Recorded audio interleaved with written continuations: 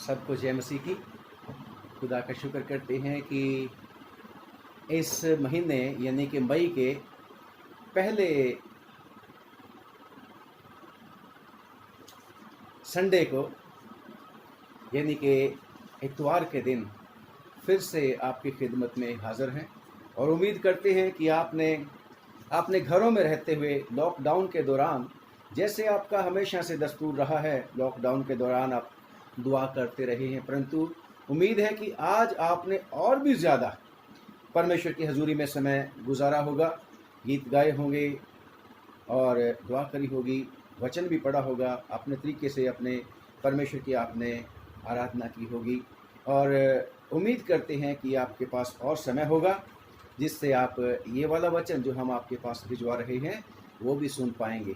और खुदा का शुक्र करते हैं कि परमेश्वर हमारा ऐसा परमेश्वर है कि हमें आशीषों पे आशीषें देना चाहता है और इतनी आशीषें देना चाहता है कि जैसे मलाकी की किताब में है कि तुम्हारे पास रखने के लिए स्थान नहीं होगा, ऐसे वो आशीषें देने के लिए प्रसन्न है अपने लोगों को। खुदा का शुक्र करते हैं। आइए परमेश्वर से प्रार्थना करें। हे सर्वशक्तिमान पिता, हम आपका धन्यवाद करते हैं कि आप हमारे दयालु और कृपालु परमेश्वर है। आप तो प्रभु के प्रभु, राजाओं के राजा हैं, आप हमारे मुक्तिदाता हैं। आपका शुक्र स्वामी कि आपने प्रभु इन दिनों में, खास तौर से जब सारी की सारी दुनिया अपने अपने घरों में लॉकडाउन है, तूने प्रभु सबके घरों में जिन्होंने तुझे पुकारा, जिन्होंने प्रभु तेरे लिए दरवाज़ा खोला, तूने उनके पास पहुंचकर उन्हें आशीष दी है, शांति दी है, तसल्ली दी है और हमेशा प्रभु तूने उनकी रक्षा का वायदा फिर से उनको याद दिलाया है। हम तेरा शुक्र करते हैं आज के इस हफ्ते के पहले दिन के लिए। ये प्रभु एक बार फिर से तेरे लोगों ने तेरा शुक्र किया कि प्रभु यीशु मसीह मेरे लिए और हम सब विश्वासियों के लिए, सारी दुनिया के लोगों के लिए, हालेलुया, वो हफ्ते के पहले दिन मुर्दों में से जी उठा, मौत को हरा कर, हालेलुया, दुष्ट शैतान को, हालेलुया, उसकी सिर को कुचल कर और जी उठा। तेरा शुक्र करते हैं, तू हमारा परमेश्वर। आज की इस छोटी इबादत पर तेरी बहुत बरकत हो प्रभु। वचन सुनाने में, तेरे लोगों की सेवा करने में मदद करना, सही शब्द देना और प्रभु दया करके तरस खा के यीशु मसीह के नाम से प्रभु सुनने वालों को भी बहुत बहुत बरकत देना। पवित्र आत्मा, आपके बिना कुछ नहीं होने वाला। यीशु मसीह के नाम से हे पिता, हमारी मदद कीजिए कि जो वायदा प्रभु यीशु मसीह ने कर रखा है कि मैं जाता हूं और तुम्हारे लिए दूसरा मददगार भेजूंगा जो हमेशा तुम्हारे साथ रहेगा, मदद करेगा, सिखाएगा, तुम्हारे भीतर होगा, अंदर रहेगा। खुदावंद प्लीज हमारी मदद कर। खुदावंद यीशु मसीह के नाम से मांग लेते हैं और प्रार्थना करते हैं प्रभु कि आज वचन सुनते सुनते ही बहुत सारे लोग शांति पाएं, बहुत सारे लोग चंगे हो जाएं, क्योंकि तेरे वचन में लिखा है कि वो अपना वचन भेजकर उन्हें चंगा करता है। बहुत लोग जो उदासी के मारे हैं, आज यीशु नासरी उनकी उदासी तेरा वचन सुनकर दूर हो गई। यीशु नासरी उनमें ढाढ़स बंधे कि वो बहुत स्पेशल हैं, प्रभु के लोग हैं और खुदावन उनकी मदद करने वाला परमेश्वर है। मदद करना प्रभु यीशु मसीह के नाम से मांगते हैं, आमीन। आज के दिन जो चर्च ऑफ नॉर्थ इंडिया की इलेक्शनरी है, उसमें हमारी रीडिंग है यूहन्ना की अंजील और उसका 10वां अध्याय और उसकी 1 से 10वीं आयत। और दूसरी रीडिंग जो ज़बूरों के बीच में से है वो है ज़बूर 23, 23वां भजन संहिता 23। और साथ ही तीसरी एक और भी है, उसमें पहला पतरस में से भी है और प्रेरितों के काम में से भी है। परंतु आज इन सब का जो निचोड़ है वो ये है कि बताना चाहते हैं, आज खुदावंद यीशु मसीह फिर से अपने वचन के द्वारा हमें याद कराना चाहते हैं कि हम प्रभु यीशु मसीह की भेड़ें हैं और प्रभु यीशु मसीह हमारा गडरिया है। खुदा का शुक्र करते हैं। मैं आपके सामने पढ़ना चाहूँगा, आप लोग भी अपने बाइबल खोल सकते हैं और मेरे साथ साथ इसको पढ़ सकते हैं। लिखा है, मैं तुमसे सच सच कहता हूँ कि जो कोई द्वार से भेड़शाला में प्रवेश नहीं करता परंतु और किसी और से चढ़ आता है, वो चोर और डाकू है। परंतु जो द्वार से भीतर प्रवेश करता है वो भेड़ों का चरवाहा है। उसके लिए द्वारपाल द्वार खोल देता है और भेड़ें उसका शब्द सुनती हैं और वो अपनी भेड़ों को नाम ले लेकर बुलाता है और बाहर ले जाता है। और जब वह अपनी सब भेड़ों को बाहर निकाल चुकता है तो उनके आगे आगे चलता है और भेड़ें उसके पीछे पीछे हो लेती हैं, क्योंकि वो उसका शब्द पहचानती हैं, परंतु वो पराये के पीछे नहीं जाएंगी, परंतु उससे भागेंगी, क्योंकि वो परायों का शब्द नहीं पहचानती। यीशु ने उनसे ये दृष्टांत कहा, परंतु वो ना समझे कि ये क्या बातें हैं जो हमसे कहता है। तब यीशु ने उनसे फिर कहा, मैं तुमसे सच सच कहता हूं कि भेड़ों का द्वार मैं हूं। जितने मुझसे पहले आए वो सब चोर और डाकू हैं, परंतु भेड़ों ने उनकी ना सुनी। द्वार मैं हूं, यदि कोई मेरे द्वारा भीतर प्रवेश करे तो उद्धार पाएगा और भीतर बाहर आया जाया करेगा और चारा पाएगा। चोर किसी और काम के लिए नहीं, परंतु केवल चोरी करने और घात करने और नष्ट करने को आता है। मैं इसलिए आया कि वो जीवन पाएं और बहुतायत का जीवन पाएं। ये खुदावंद यीशु मसीह की अंजील है। हाय खुदावंद यीशु मसीह, तेरा जलाल हो।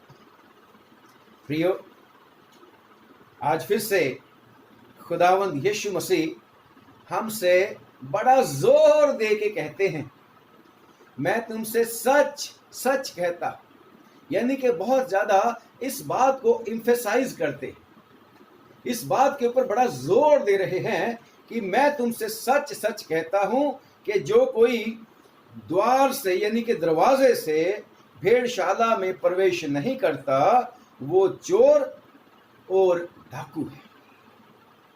और खुदा का शुक्र करते हैं कि सचमुच में हमारा प्रभु यीशु मसीह जब कहता है कि मैं दरवाजा हूं, द्वार मैं हूं, और क्या बात करता है कि द्वार से ही भेड़शाला में भेड़ों को प्रवेश करना है।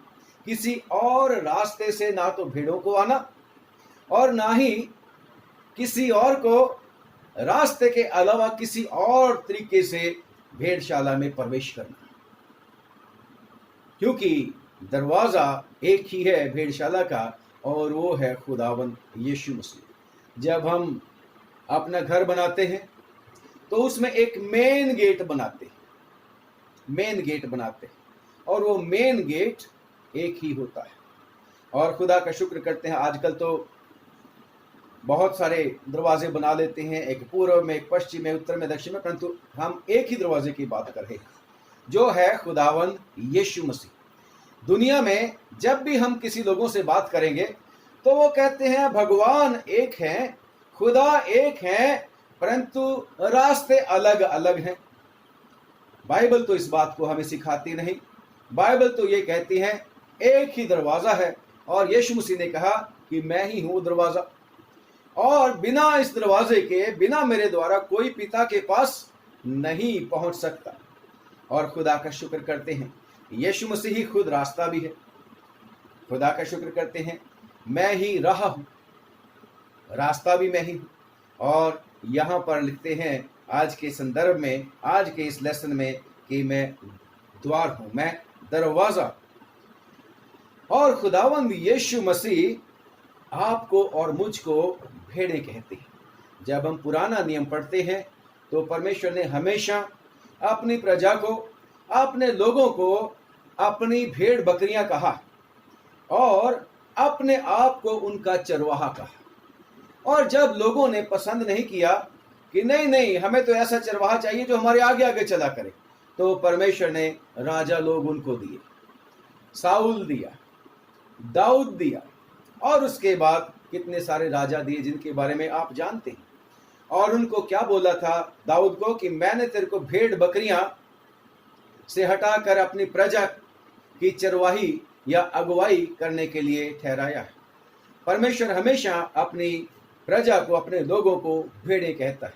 और जब हम ज़बूर 100 पढ़ते हैं और कई और जगह, कई ज़बूरों में भी लिखा हुआ है कि हम उसकी चराई की भेड़े हैं, और खुदा का शुक्र करते हैं कि वो चराई की भेड़ों की रक्षा करता है। परंतु परमेश्वर का वचन कहता है, यिर्मयाह की किताब उसका 50वां अध्याय और उसकी 6वीं आयत में लिखा है, जिनको मैंने अपने गडरिये ठहराया था, जिनको मैंने अपने चरवाहे ठहराया था, उन्होंने मेरी भेड़ बकरियों को भटका दिया है। उन्होंने मेरी भेड़ बकरियों को भटका दिया। और जब आप पढ़ते हैं यहेजकेल की किताब उसका 34वां अध्याय, पूरा पढ़ना प्लीज, आपको बहुत आनंद आएगा। इसको चैप्टर को इज़ेकियल 34 इज़ेकियल 34 जब आप इसको पढ़ोगे तो आपको पढ़ने से काफी सारी बातें पता चल जाएंगी कि खुदावन कहता है कि मैंने अपनी प्रजा के लिए चरवाहे, अपनी भेड़ों के लिए चरवाहे नियुक्त किए, परंतु उन चरवाहों ने अपना ही पेट भरा। और परमेश्वर का रोष, परमेश्वर का उल्लाहना, परमेश्वर का गुस्सा उन चरवाहों के प्रति रिकॉर्डेड है। और परमेश्वर पूछता है सवाल, क्या चरवाहे को भेड़ बकरियों का पेट नहीं भरना चाहिए? क्या चरवाहे को भेड़ बकरियां जो जख्मी हो गई हैं उनको चंगा, उनकी मरहम पट्टी नहीं करना चाहिए? क्या भेड़ बकरियां जो गुम हो गई हैं, खो गई हैं, क्या उनको ढूंढने नहीं जाना चाहिए? परंतु कहता है कि मेरे लोगों ने, मेरे अगुओं ने मेरी भेड़ बकरियों को भटका दिया। और लिखा है कि अब मैं आप खुद अपनी भेड़ बकरियों की चरवाही करूंगा, मैं अपनी भेड़ बकरियों को खुद ढूंढूंगा जो जख्मी हो चुकी हैं। शैतान ने, या उसके जो बहरी ने, दुश्मन ने, जो भेड़िया है, शैतान है जिसको हम बोलते हैं, उसने मेरी भेड़ बकरियों को जो घायल कर दिया है, मैं वहां से भी उनको छुड़ाऊंगा और उनको चंगा करूंगा। जो कमजोर हैं उनको जोरावर करूंगा। वो अच्छा चरवाहा, खुदा कहता है मैं खुद अपनी भेड़ों की चरवाही करूंगा। और जब आप पढ़ते हैं हिजकिय्येल की किताब और उसका 34वां अध्याय, जिसकी बात मैं कर रहा हूं, 31वीं आयत में लिखा है कि तुम तो मेरी भेड़ बकरियां, मेरी चराई की भेड़ बकरियां हो, तुम तो मनुष्य हो, तुम मनुष्य हो और मैं तुम्हारा परमेश्वर हूं। परमेश्वर यहोवा की यही वाणी है। तो पता हमें क्लियर हो गया कि जो हम मनुष्य प्रभु के ऊपर विश्वास करते हैं, परमेश्वर के ऊपर विश्वास करते हैं, हम मनुष्य लोगों को परमेश्वर ने भेड़ें कहा है अपनी। और खुदावंद यीशु मसीह ने जब अपने चेलों को भेजा था तो क्या बोला था कि मैं तुम्हें भेड़ों की तरह भेड़ियों के बीच में भेजता। और जब खुदावंद यीशु मसीह ने 10वां अध्याय मत्ती की अंजील और उसका 10वां अध्याय, मत्ती की अंजील उसका 10वां अध्याय, तो उसकी 6वीं आयत में क्या लिखा है, पढ़ेंगे, सुनेंगे भला। परंतु इस्राएल के घराने ही, प्रभु यीशु मसीह ने अपने चेलों को ये हुक्म दिया, परंतु इस्राएल के घराने की खोई हुई भेड़ों के पास जाना, खोई हुई भेड़ों के पास जाना, है ना। खुदावन खोई हुई को ढूंढने के लिए आया है। खुदावन खोई हुई को ढूंढने के लिए आया है, जो उसकी भेड़ें तो थी, परंतु उसके गडरियों ने, उसके अगुओं ने उनका ख्याल नहीं रखा और जिसकी वजह से वो भटक गई। उनके ऊपर परेशानियां आई, मुसीबत आया। लिखा है कि वो भेड़ बकरियां मेरियां भेड़ें, मेरी भेड़ें, जो काली घटा के दिन, मुसीबत के दिन, यानी के काली घटा के दिन और वर्षा की वजह से, तूफान की वजह से वो जो भटक गई हैं, गुम हो गई हैं, मैं उनको फिर से ढूंढूंगा। और सचमुच में खुदावंद यीशु मसीह स्वयं क्या बोलते हैं, लूका की अंजील और उसका लूका की अंजील उसका 19वां बाब और उसकी 10वीं आयत में क्या लिखा है। लूका की अंजील, क्योंकि मनुष्य का पुत्र खोए हुए को लिखा है, क्योंकि मनुष्य का पुत्र खोए हुए को ढूंढने और उनका उद्धार करने को आया है। जो शैतान ने भटका दी थी, जो लोग खुदा को छोड़कर शैतान के लोग बन गए थे, जिन्होंने परमेश्वर की मर्जी को नहीं पूरा किया बल्कि शैतान के संगी बन गए थे, खुदा की आज्ञा को छोड़कर उन लोगों ने अपना पेट भरना शुरू कर दिया था। वो जो थे, जो धोखेबाज, या उसको क्या बोलते हैं, अनफेथफुल शेपर्ड बन गए थे। उन्होंने विश्वास को तोड़ा और भेड़ों जो उसके हवाले की गई थी उनका ध्यान नहीं रखा। इसलिए खुदावंद यीशु मसीह कहते हैं, मैं आया हूं अपनी भेड़ों को ढूंढने के लिए। और खुदा का शुक्र करते हैं कि हमारा परमेश्वर सच्चा परमेश्वर है। और जब हम पढ़ते हैं पहला पतरस उसकी दूसरा अध्याय और उसकी 25वीं आयत, पहला पतरस 2 की 25 में क्या लिखा?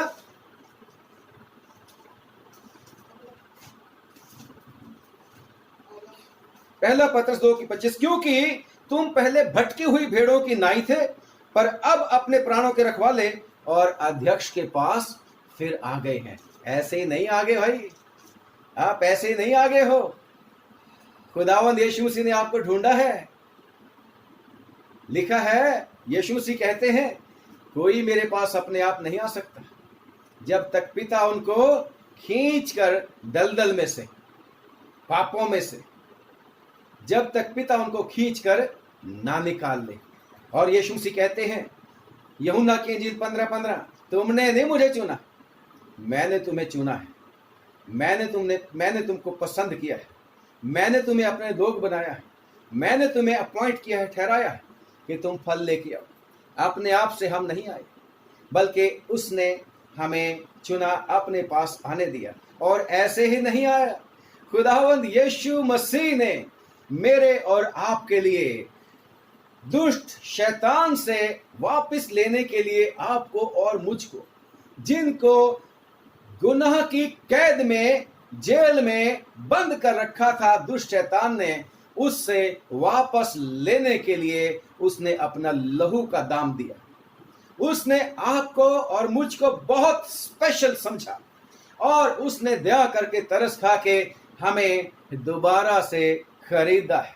और मेरे और आपके लिए खुदा का शुक्र करते हैं, वो दरवाजा बन गया। खुदावंद यीशु मसीह मेरे और आपके लिए दरवाजा बन गया। अब डिपेंड करता है कि हम उसको अपना मालिक मानते हैं कि नहीं मानते। लिखा है पुराने नियम में, उसमें पुराने नियम में निर्गमन की किताब और उसका 21वां बाब और उसकी 6वीं आयत, निर्गमन की किताब 21 बाब और उसकी 6वीं आयत, उसमें लिखा है कि अगर कोई दास किसी को रखेगा, यानी कि इब्री दास को 6 साल के बाद रूल के मुताबिक उसको आजाद कर दिया जाता था। पर अगर वो दास कहे कि नहीं, मैं अपने स्वामी के पास रहना चाहता हूं, मुझे मेरे स्वामी ने बड़े अच्छे तरीके से संभाल के रखा है, मुझे मेरे स्वामी ने मेरी कमियों कमजोरियों सहित ग्रहण किया है, तो क्या लिखा है उसमें? तो उसका स्वामी उसको तो लिखा है कि उसका स्वामी उसको परमेश्वर के पास लेके जाए। प्रियो, खुदावंद यीशु मसीह ने मुझे और आपको, जिनका नाता परमेश्वर से टूट चुका था, पाप की वजह से मैं और आप परमेश्वर से अलग हो चुके थे, पाप की दीवार बीच में आ गई थी, खुदावंद यीशु मसीह ने आपको और मुझको ढूंढा और खुदावंद यीशु मसीह ने आपको और मुझको दाम देकर मोल लिया। और खुदावंद यीशु मसीह मुझको और आपको पिता के साथ मिलाने के लिए बिचवई हुए हैं। उसी ने उस पाप रूपी दीवार को ढा दिया, उसी ने मेरे और आपका पाप अपने ऊपर ले लिया, उसी ने मुझे और आपको पिता से मिलवा दिया। तो वो लिखा है कि वो स्वामी, अगर वो दास चाहता है कि मैं इस स्वामी के पास रहूंगा, तो स्वामी उसको किसके पास लेके जाए? परमेश्वर के पास। और आगे फिर उसके द्वार के किवाड़, लिखा है फिर उसको दरवाजे के किवाड़ के पास लेके जाए, बाजू के पास ले जाकर, और दरवाजे की जो बाजू है, हाँ, उसके पास ले जाकर उसके कान में सुतारी से उसके कान में सुतारी, जो बोरी सिलने वाली होती है, सुआ जिसको बोल देते हैं, कई जगह पर सुतारी बोलते हैं, कई जगह पे सुआ बोल देते हैं, उस सुए के साथ, उस सुतारी के साथ उसको क्या करें? छेद करें, उसका कान दरवाजे के ऊपर रखे और उसके कान में सुए के साथ छेद कर दे। फिर क्या होगा? तब वो सदा उसकी सेवा करता तब है। वो दास सदा उसकी प्रॉपर्टी बन जाएगा, जिसका मतलब ये होगा कि वो दास अब ऐसा नहीं होगा कि उसका कोई मालिक ही ना हो। वो दास ऐसा नहीं होगा कि उसकी कोई रक्षा करने वाला, उसका कोई जिम्मा लेने वाला ना हो, बल्कि लिखा है कि वो दास फिर हमेशा उस मालिक का क्या बन के रहेगा? सेवा उसका करता सेवा, है। उसकी सेवा हमेशा करता रहेगा, क्योंकि उसने वो जो चिन्ह है, वो जो निशान है, और लगाया किसके ऊपर है? दरवाजे की।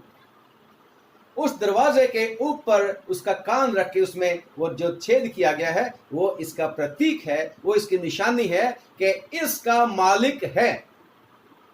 ऐसे ही मैं और आप भी खुदावंद यीशु मसीह के पास जब आते हैं, या यीशु मसीह आपके और मेरे मन में पवित्र आत्मा के जरिए हमें उभारता है, और हम कायल होकर उसकी बात के ऊपर विश्वास करते हैं, और विश्वास करने के द्वारा हम प्रभु यीशु मसीह को बपतिस्मा के द्वारा उसको ग्रहण करते हैं, तो लिखा है कि बपतिस्मा के द्वारा हम गाड़े जाते हैं, मर जाते हैं, दफनाए जाते हैं पानी रूपी कब्र में, और उसके बाद जी उठते हैं। और किस लिए? ताकि मसीह के साथ चलने के लिए, नई चाल चलने के लिए। ऐसे ही प्रियो, वो दास जिसको आज़ादी है कि जहां मर्जी चला जा, जिसको मर्जी अब अपना मालिक बना ले, पर अगर वो दास कहता है कि ये मालिक मेरा बहुत अच्छा है, इसने मेरी सब जरूरतों को पूरा किया, इसने मेरी रक्षा की, मैं बीमार था, ये मेरा ख्याल रखा, मैं तो इसी के पास रहूंगा, इसने मेरा जिम्मा लेके रखा है। और यीशु मसीह ने भी मेरा और आपका आज जिम्मा लिया है। और जब हम प्रभु यीशु मसीह के पास आ जाते हैं, उस दरवाजे के साथ, दरवाजे के यीशु मसीह के द्वारा जब हम अंदर प्रवेश करते हैं, तो हम इस बात की तायीद करते हैं, इस बात को हम एक्नॉलेज करते हैं कि हम प्रभु यीशु मसीह के हैं। We are the property of Lord Jesus Christ. We declare that openly, publicly हम डिक्लेयर करते हैं कि हम प्रभु यीशु मसीह के हैं, क्योंकि खुदावंद यीशु मसीह भी ये चाहता है कि वो कहता है कि अगर तुम लोग मनुष्यों के सामने मेरा इनकार कर दोगे, तो मैं भी अपने पिता के और स्वर्गदूतों के सामने तुम्हारा इनकार कर दूंगा। इसलिए खुदावंद यीशु मसीह पब्लिकली मेरे और आपके लिए सलीब के ऊपर मरे थे, पब्लिकली उन्होंने मेरा और आपका जिम्मा लिया, पब्लिकली पूरी दुनिया के सामने, हालेलुया, मेरे और आपको अपने लिए खरीदा, और चाहता है कि हम भी टोटली पब्लिकली डिक्लेयर करें कि हम खुदावंद यीशु मसीह के हैं। और लिखा है कि परमेश्वर के वचन में कि इसके अलावा जो कोई भी आता है वो क्या है? चोर और डाकू। लिखा है कि चोर और डाकू है जो इधर उधर से चढ़ के आ जाते हैं। वो कौन से हैं चोर और डाकू? चोर और डाकू कौन है? परमेश्वर के वचन में लिखा है कि जो परमेश्वर की शिक्षा नहीं मानता, जो परमेश्वर की बातों को किसी और तरीके से तोड़ मरोड़ के करता है, वो चोर और डाकू है। बाग एदन में क्या हुआ था? शैतान कैसे आया था? शैतान परमेश्वर का वचन ही तो लेके आया था।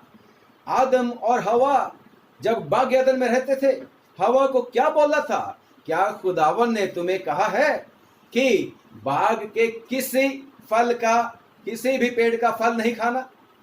और हवा ने उसको समझा नहीं कि खुदावन ने एक्चुअली क्या कहा था, और उसने भी उसको फर्क तरीके से इंटरप्रेट कर दिया परमेश्वर के वचन को, और जिसकी वजह से शैतान एंट्री कर गया।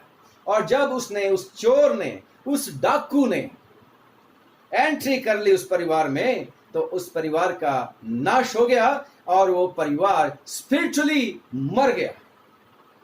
क्योंकि खुदा ने कहा था जिस दिन तुमने फल खा लिया उसी दिन तुम मर जाओगे। स्पिरिचुअली मर गए थे। वो भेड़ें खुदा की थी, परंतु चोर ने, डाकू ने, उस झूठे ने, बाइबल के बीच में उसके लिखा है कि वो शुरू से झूठा है, वो झूठ का पिता है, वो शुरू से नाश करता आया है, लोगों को बहकाता आया है।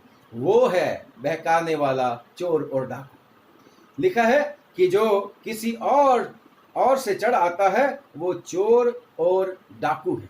और लिखा है इसमें 10वीं आयत में, 8वीं आयत में कि जितने मुझसे पहले आए वे सब चोर और डाकू हैं, परंतु भेड़ों ने उनकी नहीं सुनी। 10वीं आयत में, चोर किसी और काम के लिए नहीं, परंतु केवल चोरी करने और घात करने और नष्ट करने को आता है। चोर इसलिए आता है। और जब हम परमेश्वर के वचन में पढ़ते हैं, प्रेरितों के काम जल्दी से ढूंढें। प्रेरितों के काम में जहां पर प्रेरित पौलुस लोगों को कहता है कि मेरे बाद तुम्हारे बीच में फाड़ खाने वाले लोग आएंगे, भेड़िए आएंगे, लिखा है। ओके, 20वां अध्याय, प्रेरितों के काम 20 अध्याय और उसकी 28 आयत। इसलिए अपनी और पूरे झुंड की चौकसी करो, जिसमें पवित्र आत्मा ने तुम्हें अध्यक्ष ठहराया है कि तुम परमेश्वर की कलीसिया की रखवाली करो, जिसे उसने अपने लहू से मोल लिया है। आपको और मुझको खुदावन ने मोल लिया है, यीशु मसीह ने अपने लहू के द्वारा। लिखा है, मैं जानता हूं कि मेरे जाने के बाद फाड़ने वाले भेड़िए तुम में आएंगे, जो झुंड को ना छोड़ेंगे, और तुम्हारे ही बीच में से भी ऐसे ऐसे मनुष्य उठेंगे जो चेलों को अपने पीछे खींच लेने को टेढ़ी मेढ़ी बातें करेंगे।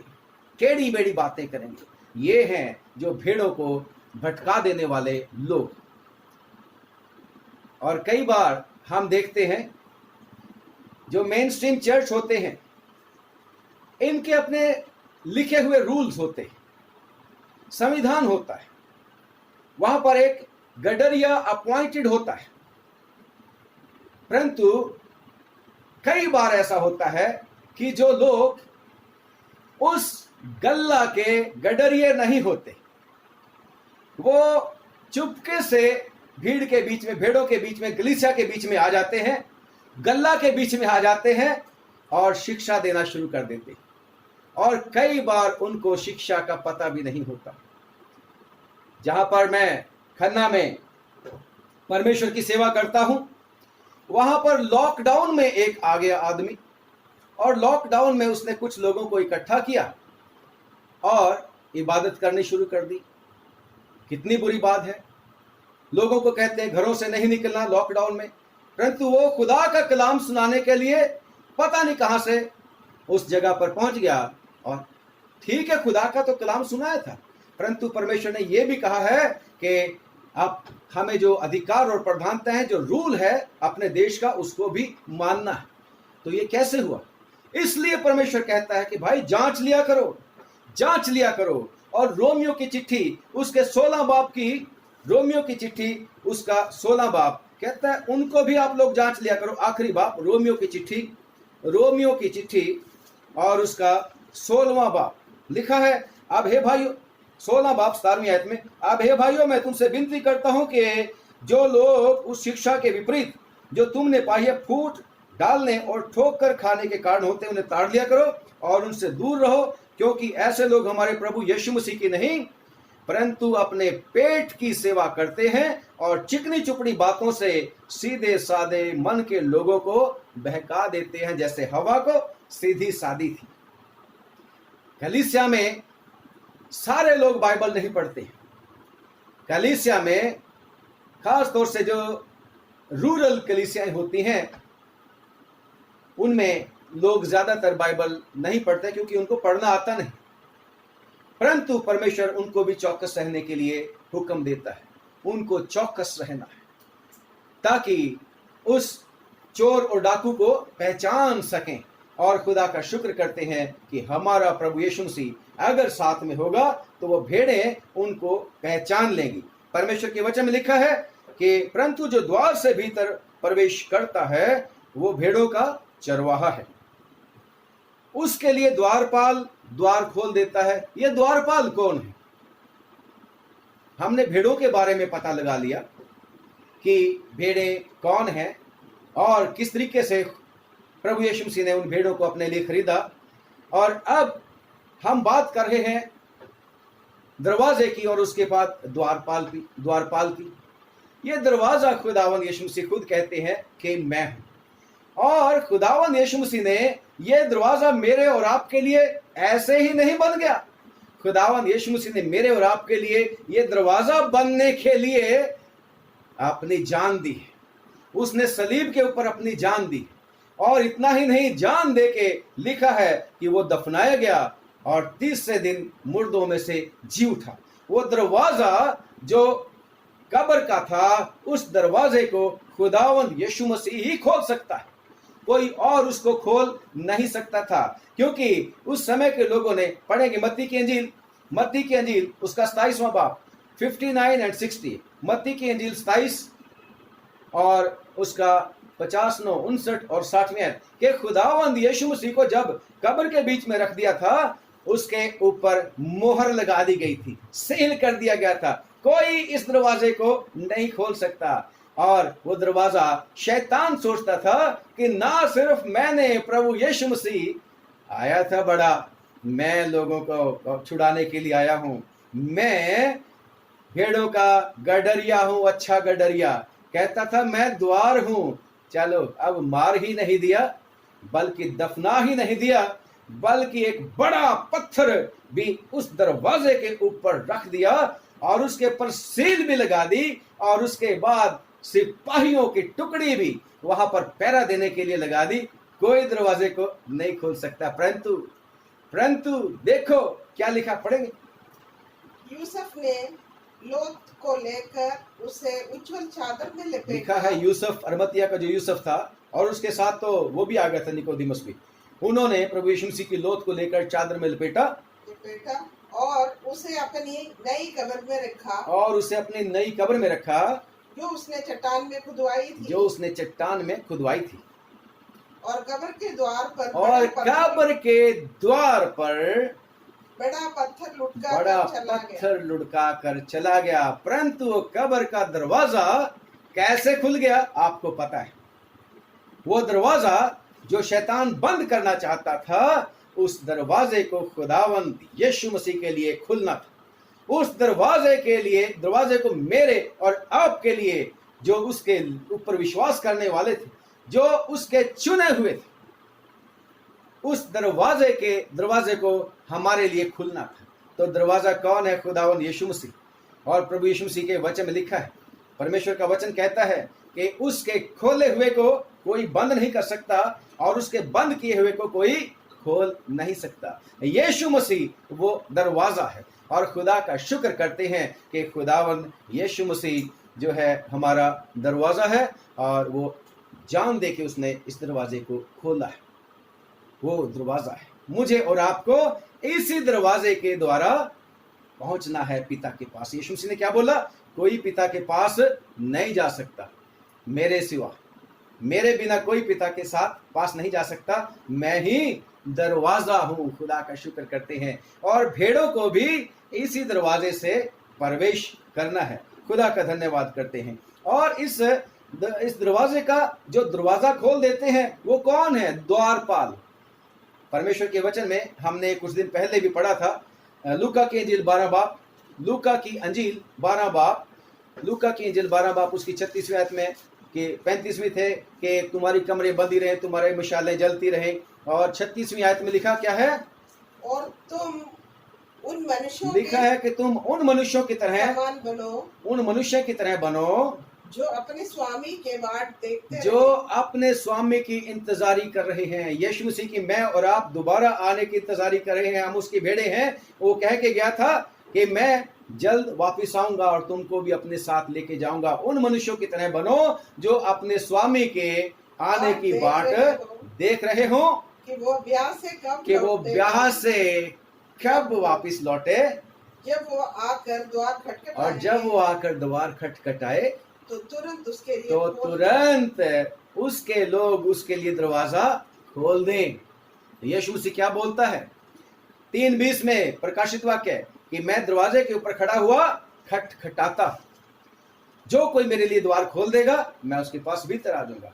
उसको द्वारपाल कौन है? नंबर 1 इंडिविजुअली आप और मैं, हमारा डिसीजन होगा कि हम प्रभु यीशु मसीह को अंदर आने देते हैं कि नहीं आने देते। अगर आने देते हैं तो फायदा है, खुदा का शुक्र करते हैं, तो यीशु मसीह स्वयं हमारा दरवाजा बन जाता है पिता के पास पहुंचने के लिए। और कलेक्टिवली कैसे हैं? चर्च परमेश्वर का घर है, कलीसिया परमेश्वर का घर है, और उस कलीसिया में परमेश्वर ने गडरिया ठहराया होता है, पासबान ठहराया होता है, गडरिया ठहराया होता है। उसको नए लोगों के लिए, भेड़ों के लिए प्रभु यीशु मसीह तक पहुंचने के लिए दरवाजा खोलना होता है। एल्डर चुने होते हैं, उनको काम करना है कि भेड़ें जब आती हैं उनका वेलकम करना है प्रभु यीशु मसीह के पास, ताकि आने के लिए दरवाजा खोल दें। द्वारपाल उसके लिए दरवाजा खोल देता है ताकि उसकी भेड़ें प्रभु के अंदर आए। और लिखा है कि और भेड़ें उसका शब्द सुनती है। भेड़ों की खासियत है, भेड़ें अपने गडरिये की बात को सुनती है, उसका शब्द सुनती है। जो कुछ प्रभु यीशु मसीह कहता है, आप और मैं अगर सुनते हैं तो फिर सचमुच में हम उसकी भेड़ें हैं। भेड़ें लिखा है चोर डाकू से, बाहर के लोगों से भागती हैं, उनको नहीं वो पहचानती। इसके बीच में लिखा है प्रायों से, 10 की 5 में। और तीसरी खासियत है कि वो अपने गडरिये के पीछे पीछे चलती है। आवाज सुनती है, आवाज पहचानती है, पीछे पीछे चलती है और परायों से भागती है। और खुदा का शुक्र करते हैं कि उसका कहना मानती है, खुदा का शुक्र करते हैं। और जो भेड़ें उसके ऊपर विश्वास नहीं करती, उसकी आवाज नहीं सुनती, उसकी बातें नहीं मानने के लिए तैयार, प्रभु यीशु मसीह क्या बोलते हैं 25वीं आयत में, 10 की 25 में, यीशु ने उन्हें उत्तर दिया कि मैंने तुमसे कह दिया कि मैं मसीह हूं, मैं गडरिया हूं, और तुम विश्वास करते ही नहीं। जो काम मैंने अपने पिता के नाम से मैं करता हूं वे ही मेरे गवाह है, परंतु तुम इसलिए मेरे विश्वास नहीं करते कि मेरी भेड़ें नहीं हो। जो लोग प्रभु यीशु मसीह के ऊपर विश्वास नहीं करते वो खुदावंद यीशु मसीह की भेड़ें नहीं है। आप और मैं खुदावंद यीशु मसीह की भेड़ें हैं, और हमारे कर्तव्य मुझ कि प्रभु यीशु मसीह के पीछे पीछे चलना, उसकी आवाज को सुनना, जैसा वो कहता है वैसे उसको करना। और जो गडरिया है, गडरिया का काम क्या है? गडरिया खुदावंद यीशु मसीह दरवाजा भी है हमारा, खुदावंद यीशु मसीह हमारा गडरिया भी और दरवाजा भी है। हालेलुया, वो दरवाजा है। अच्छा, दरवाजे का काम क्या होता है? मैं और आप अपने घर में दरवाजा क्यों लगाते हैं? दरवाजे का काम यह होता है कि वो बचाव का कार्य करे। दरवाजे का काम यह होता है कि जब हम उस दरवाजे को बंद कर लेते हैं, कुंडी लगा लेते हैं, चोर डाकू अंदर ना आए। दरवाजे का ये काम होता है। ऐसे ही खुदावंद यीशु मसीह भी हमारा दरवाजा है, और इस दरवाजे का यीशु मसीह का काम क्या है कि वो मुझे और आपको शैतान से बचाता है। ये अच्छा गडरिया भी है और अच्छा दरवाजा भी है। हमारी जो अंदर जो है, घर के अंदर उन चीजों की रक्षा करने का जिम्मा लेता है। और इतना ही नहीं, ये गडरिया दरवाजा भी है और गडरिया भी है। बार बार कहता है मैं अच्छा चरवाहा हूं। इसी चैप्टर में बार बार कहता है कि मैं तुमसे सच सच कहता हूं कि मैं गडरिया हूं, अच्छा गडरिया मैं हूं, अच्छा चरवाहा मैं हूं। और लिखा है जो अच्छा गडरिया है वो अपनी भेड़ों को बाहर लेके जाता है, और जब उनको बाहर निकाल चुकता है ना, अंदर रक्षा है परंतु उनको बाहर भी निकलना है। उनको बाहर क्यों लेके जाता है? खाना खिलाने के लिए, पानी पिलाने के लिए, परंतु उनकी लीडिंग करता है, उनके आगे आगे चलता है। भेड़ें जिम्मेदार हैं, उसके पीछे पीछे चलती है। और जब पढ़ते हैं परमेश्वर के वचन में साम 23, जबूर 23, उसमें क्या लिखा है? जबूर नवीस क्या कहता है? दाऊद क्या कहता है? यहोवा मेरा चरवाहा है, मुझे कुछ घटी ना होगी। यहोवा यानी कि थर्ड पर्सन की बात करता है। मेरे और आपसे बात करता है थर्ड पर्सन की, यहोवा मेरा चरवाहा है, मुझे कुछ घटी ना होगी। वह ही लीडeth me in green pastures, वो मुझे हरी हरी चराइयों में बैठाता है, वो मुझे सुखदाई जल के झरने के पास ले चलता है। तीसरी आयत में भी वह कहता है, थर्ड पर्सन की बात करता है, वो मेरे जी में जी ले आता है और धर्म के मार्गों में वो अपने नाम के निमित्त मेरी अगुवाई करता है। Praise the Lord, praise the Lord. वो अच्छा चरवाहा है, भेड़ों के आगे आगे चलता है, उनको हरी हरी चराइयों में लेके चलता है, आराम की जगह पर बिठाता है, वो मीठे जल के पानी के पास लेके चलता है, वो धर्म के मार्गों में, सही मार्गों में, टेढ़े मेढ़े मार्गों में नहीं, सही गाइड करता है हमें, धर्म के मार्गों में हमारा मार्गदर्शन, हमारी अगुवाई करता है। और साथ में लिखा है कि वह मेरे जी में जी ले आता है। कभी कभी ऐसी परिस्थिति आ जाती है प्रियो कि हमारे जी में जी बाकी नहीं रहता।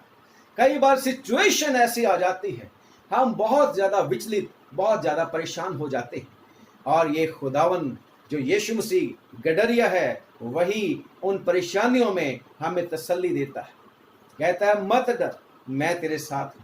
और भेड़े जब अपने गडरिया के पास आ जाती हैं, चरते चरते, कभी कभी जब भेड़े चर रही होती हैं तो घास में अगर उनको किसी दुश्मन की आहट आ जाए, या जो उनको नुकसान दे सकता है, जानवर या चोर, उसकी आहट आ जाती है तो उनके जी में जी नहीं रहता, वो घबरा जाती है, वो दौड़ती है, और जैसे ही भगदड़ मचती है भेड़ों के बीच में, गडरिया जल्दी से उस स्थान में आ जाता है जहां पर उसको पता लगता है कि यहां से मेरी भेड़ें डरी हैं। और जब गडरिया उस साइड में आ जाता है तो भेड़ें बिल्कुल बेफिक्र हो जाती हैं और वो जी में जी आ जाता है।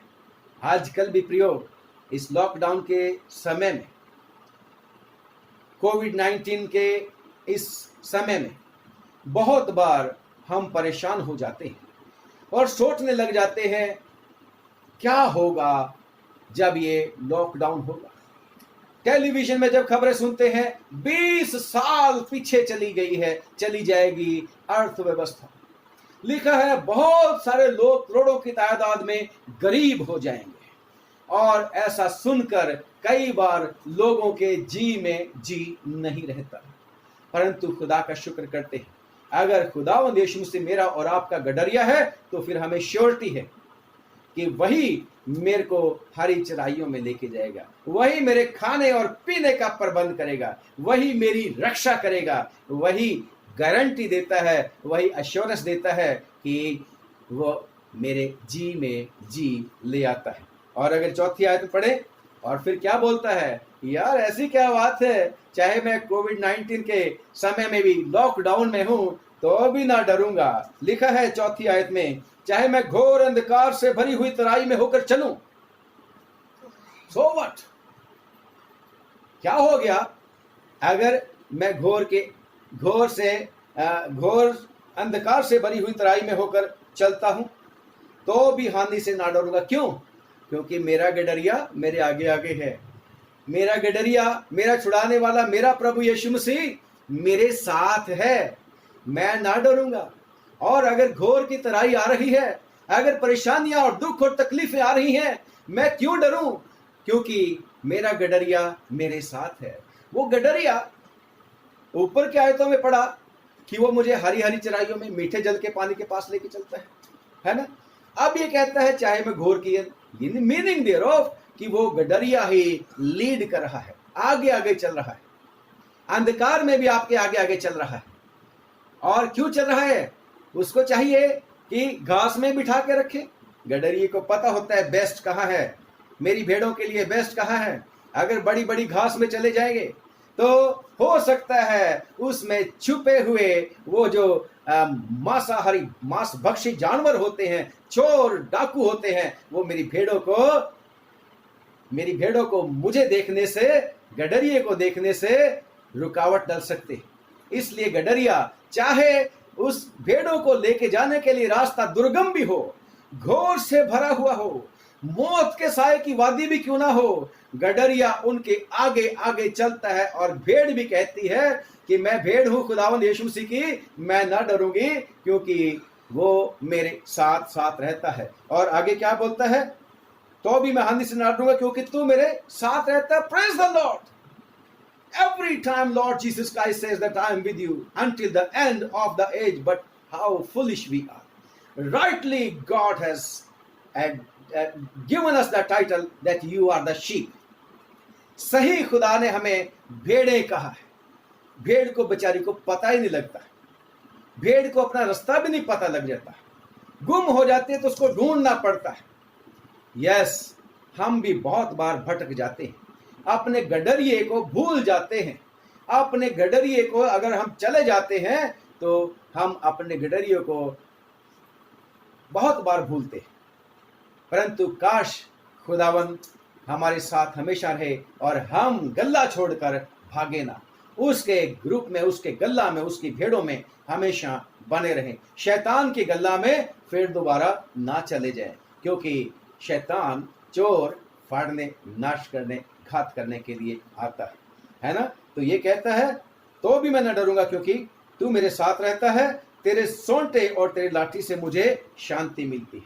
कॉन्फिडेंस, उसके हाथ में जो वो जो सोटा है, बेशक उसकी शक्ति का प्रतीक है, जिसके द्वारा, उस सोटी के द्वारा, है ना, उस रॉड के द्वारा वो दुश्मनों को खत्म कर सकता है, मार सकता है। और वो लाठी भेड़ों के लिए है। साइड में कभी कभी चरवाहा चलते चलते मारता है और भेड़ को पता लग जाता है कि yes we are to come back, return to the food. परमेश्वर का बंदा कहता है उसकी लाठी और उसके सोंटे से मुझे तसल्ली मिलती है। और आगे लिखता है कि मैं जो है वो मेरे बैरियों के सामने, मेरे परेशान करने वालों के सामने, चाहे वो किसी भी तरह के परेशान करने वाली चीज़ें हैं, चाहे मनुष्य हो, चाहे कोई बातें हैं, उन सब के सामने परमेश्वर कहता है वो मुझे ऊंची पर ले चलता है। मेरे बैरियों के सामने, मेरे सताने वालों के सामने मेरे लिए मेज को बिछाता है। तूने मेरे लिए मेरे सिर पर तेल मला है और मेरा कटोरा उमड़ रहा है, तेल से भरा हुआ है। Praise the Lord. और विश्वास है उसको कि निश्चय भलाई और करुणा मेरे साथ रहेंगी और मैं हमेशा परमेश्वर यहोवा के घर में वास करूंगा अगर मैं अपने परमेश्वर के पीछे पीछे चलूंगा। खुदा का शुक्र करते हैं कि वो गडरिया आगे आगे चलता है और भेड़ों के लिए अपना प्राण दे देता है। ये खासियत खुदावंद यीशु मसीह की, भेड़ों के लिए अपना प्राण दे देता है। वो उनको बाहर ले जाता है, उसको भेड़ों की चिंता है। वो कहता है चिंता मत करो, मैं जो हूं ना, चिंता मत करो। खुदावंद यीशु मसीह कहता है किसी बात की चिंता ना करो। उसी के मुंह के वचन है जब आप मत्ती की अंजील में पढ़ते हो, किसी बात की चिंता ना करो, क्या खाएंगे, क्या पिएंगे, क्या पहनेंगे, है ना। और एग्जाम्पल देता है, आकाश के पक्षियों को देख लो, है ना, सोसन के फूलों को देख लो। ये जो बातें हैं, ये चिंता है किनको है? अरे हमें भी है, मुझे भी है, आपको भी है। परंतु खुदा का हुक्म क्या है? हमें चिंता नहीं करनी, हमने उसके धर्म और उसके राज्य की खोज करनी है। खुदावंद यीशु ने क्या बोला कि अन्य जाति लोग जो खुदावंद के ऊपर विश्वास नहीं करते, जो यीशु मसीह को अपना गडरिया नहीं मानते, उनको ये चिंता करनी है। तुम्हें तो कहता है यीशु मसीह, अगर परमेश्वर का वचन कहता है रोमियो में कि जिसने अपने निज पुत्र को ही निरख छोड़ा, वो उसके साथ, यीशु मसीह के साथ हमें बाकी की चीजें क्यों ना देगा। इसलिए प्रियो, परमेश्वर के ऊपर भरोसा रखो। परमेश्वर इस बुरे समय में भी हमारी मदद करेगा। परमेश्वर इस बुरे समय से भी हमको निकाल के ले जाएगा। चाहे ये हमारे लिए घोर अंधकार की तराई की तरह ये दिन है। बहुत सारे लोगों के बिजनेस ठप हो चुके हैं। बहुत सारे लोग इस समय बहुत ज्यादा डिप्रेशन में है, उदासी में है, परेशानी में है। परंतु अगर मैं और आप अपने परमेश्वर के पीछे पीछे चलते रहेंगे, यानी कि उसकी आवाज को सुनते रहेंगे, उसको फॉलो करते रहेंगे, तो फिर हमें परेशानी की आवश्यकता नहीं। हमारा कटोरा हमेशा उमड़ता रहेगा। वो हमारे सिर पर तेल मलेगा, अनॉइंट करेगा। वो हमारे हर एक चीज जो हमें नुकसान पहुंचा सकती है, हानि पहुंचा सकती है, उससे भी हमारा बचाव करेगा। मैं हानि से नहीं डरूंगा क्योंकि तू मेरे साथ है। और दुनिया में कोई ऐसा खुदा नहीं, क्योंकि सब कहते हैं खुदा एक है, सबको पता है गॉड इज वन, फिर भी उस एक गॉड के पास नहीं आना चाहते। और वो है यीशु मसीह। वो यीशु मसीह है, वो एक ही गॉड है, एक ही खुदा है। और मुझे और आपको उसी के पास आना है। वही हमारी मदद करेगा। उसी ने मुझे और आपको ढूंढा है। वही हमारा दरवाज़ा है, वही हमारी सुरक्षा है, वही हमारा खान पीन का प्रबंध करता है। वही हमें हर तरीके से अच्छी जगह में अच्छी प्लानिंग वो करता है मेरे लिए, आपके लिए। लिखा है वो मुझे हरी चराहों में लेके चलता है। चाहे वो लेके चलता है मौत के साए की वादी में से भी, परंतु विश्वास है भेड़ को, भेड़ अंधेरे में भी उसको यीशु मसीह के पीछे पीछे चली जाती है। परेशानियां आती हैं, आएंगी प्रियो, उन परेशानियों में भी यीशु मसीह साथ चाहिए। यस, मुसीबत के समय मुझे पुकार और मैं तुझे छुड़ाऊंगा। खुदा का शुक्र करते हैं, मैं जब भी यीशु मसीह को पुकारा है उसने मुझे संभाला है, उसने मुझे हमेशा संभाला है। यस, वो वफादार है। मैं कहता हूं, मैं गवाह हूं इस बात का। आप लोगों के जीवन में भी प्रभु ने बड़े बड़े काम किए। हर रोज हमारा प्रभु हमारा बोझ उठाता है। उसका नाम मुबारक हो। वही हमारी चट्टान है। खुदावंद आप लोगों को बहुत बहुत बरकत दे, बहुत आशीष दे, और हमेशा आपको अपने गल्ला में, अपने लहू की कवरिंग में बना के रखे। और यीशु मसीह हमेशा हमारा दरवाज़ा बना रहे। वही हमें आने और जाने में हमेशा रक्षा करता रहे, हमेशा रक्षा करता रहे। आप सब लोगों को खुदावंद बहुत बरकत दे, बहुत आशीष दे। और उम्मीद है आपने जो पहले वीडियोस सुनी है आशीष पाई होगी। और कोशिश यही होती है कि हम आपको इस लॉकडाउन के समय में संदेश प्रभु का दें। और परमेश्वर हमारी मदद करता है कि ऐसी भाषा में आपके साथ बात करें जिसको आप अच्छे तरीके से समझ सकें। ठीक है, थोड़ा सा लंबा तो हो जाता है, परंतु वो भी लोग थे जो यीशु मसीह के साथ 3-3 दिन तक उसका वचन ही सुनते रहते थे। 3-3 दिन तक उसके साथ साथ रहते थे और सुबह से लेकर शाम तक प्रभु का वचन सुनते रहते थे, तभी उनको आशीष मिलती रहती थी। हम ऐसे लोग ना बने कि वचन तो थोड़ा सा हमें सुनाओ, आशीष इतनी सारी हमें दे दो। ऐसे लोग नहीं, जितना हम बोएंगे वैसे काटेंगे। ज्यादा समय प्रभु के चरणों में बीत सके, इससे बढ़कर और क्या होगा। खुदावंद आपको आशीष दे। आइए दुआ करेंगे। तेरा धन्यवाद पिताजी कि आज फिर से तूने हमारी मदद करी, तेरे लोगों की सेवकाई कर सके। प्रभु, जो जो लोग प्रभु जी तेरे वचन को आज इस वीडियो के माध्यम से सुनते हैं प्रभु, वो सारे आशीष पाएं, उनमें दिलेरी आए, और प्रभु यीशु मसीह के नाम से प्रभु वो सचमुच में और ज़्यादा मजबूत हों और हमेशा कहते रहें, मैं न डरूंगा, खुदावन जो मेरे साथ है। भाई प्रभु, सचमुच में तू ही विश्वास को बढ़ाने वाला है। आपने लोगों को विश्वास को बढ़ाना है प्रभु। इस समय जो दुखित हैं, परेशान हैं, तू उनको जानता है, तू उनको जानता है। जो बीमार हैं, तू उनको जानता है। ओ यीशु, तू अपने लोगों के, अपनी भेड़ों की चिंता करता है। तू घायल की मरहम पट्टी करता है। ओ अभी तो हमने यहेजकेल की किताब में पढ़ा है। ओ खुदावन, तू कमजोरों को बलवान बनाता है। प्लीज मदद कर, रहम कर। खास तौर से हम उनके लिए दुआ करते हैं। ओ खुदावन, इन दिनों में जिन्होंने अपने प्रियजनों को खो दिया, ओ तू ही उनकी आंखों के आंसू पोंछने वाला है। शांति और तसल्ली उनको दे खुदावन। खुदा, तू सबका परमेश्वर है प्रभु, तू सबका परमेश्वर है। तू सारी सृष्टि का मालिक है। ये लोग, सारी दुनिया तेरी प्रजा है, तेरी बनाई हुई है। सब लोगों पर रहम कर। आए खुदावन, हम प्रार्थना करते हैं, दया करके तमाम वो लोग जो किसी भी तरह की बीमारी में हैं, यीशु के नाम में वो चंगे किए जाएं। जो उदास हैं, परेशान हैं, चिंतित हैं, यीशु के नाम में उनको शांति मिले। हे पिता, हम प्रार्थना करते हैं प्रभु यीशु मसीह के नाम से उन लोगों के लिए जो इस कोविड-19 की वजह से खुदा ओ प्रभु अपने घरों से दूर है, आइसोलेशन में है। ओ खुदावन, उनको कैसे रखा जाता है हमें नहीं पता, लेकिन तेरे को पता है।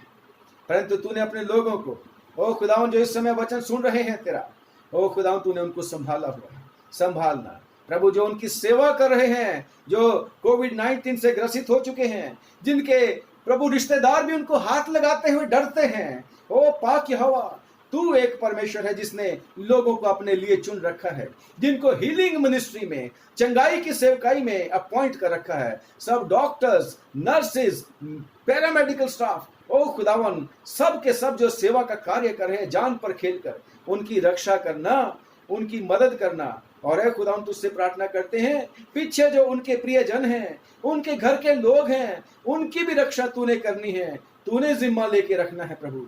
सचमुच में तू खुदावन गुस्सा करते हुए भी रहम करना कभी नहीं भूलता, ये तो तेरा रहम है प्रभु।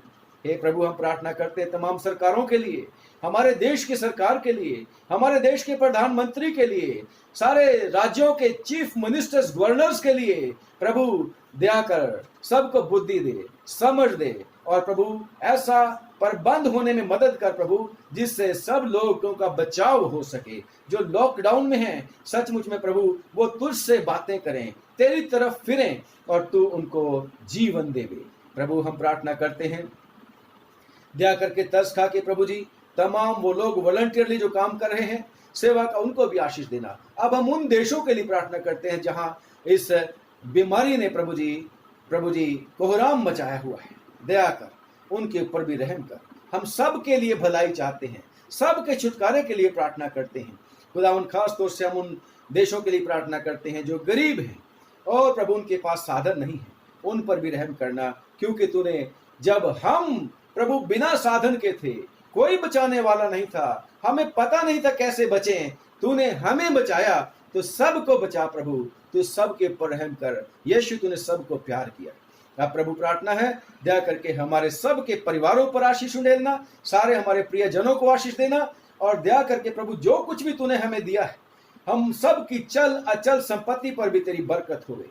ओ प्रभु, हम प्रार्थना करते हैं तमाम विश्वासियों को बरकत दे। हम इब्राहिम के वंश को आशीष देते हैं, तेरा वायदा है जो कोई इनको आशीष देगा मैं भी उन्हें आशीष दूंगा। आप प्रभु तेरे प्यारे बच्चों को जो तेरा वचन सुन रहे हैं, तेरे लहू के हवाले करता हूँ, तेरे अनुग्रह के स्पुर्द करता हूँ प्रभु। तेरा अनुग्रह, तेरा फजल हम पर बना रहे, क्योंकि तेरा फजल हम सब के लिए काफी है। खुदावंद यीशु मसीह के नाम से मांगते हैं, आमीन।